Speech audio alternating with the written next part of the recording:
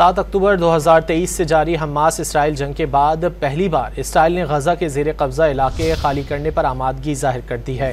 اسرائیلی وزیر دفاع اسرائیل کارڈز کا کہنا ہے کہ غزہ کے زیر قبضہ 75% حصے میں سے زیادہ تر خالی کر دیں گے، جبکہ غزہ کے دیگر 25% علاقے میں جنگ جاری رکھنا غیر ضروری ہوگا۔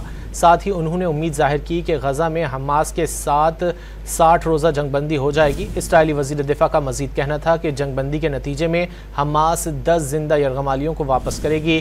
ہلاک یرغمالیوں میں سے نصف کی لاشیں بھی واپس دے دی جائیں گی۔ 7 اکتوبر 2023 سے جاری حماس اسرائیل جنگ کے بعد پہلی بار اسرائیل نے غزہ کے زیر قبضہ علاقے خالی کرنے پر آمادگی ظاہر کر دی ہے۔ اسرائیلی وزیر دفاع اسرائیل کارڈز کا کہنا ہے کہ غزہ کے زیر قبضہ 75% حصے میں سے زیادہ تر خالی کر دیں گے، جبکہ غزہ کے دیگر 25% علاقے میں جنگ جاری رکھنا غیر ضروری ہوگا۔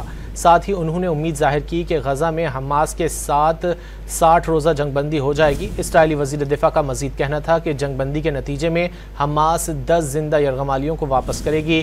ہلاک یرغمالیوں میں سے نصف کی لاشیں بھی واپس دے دی جائیں گی۔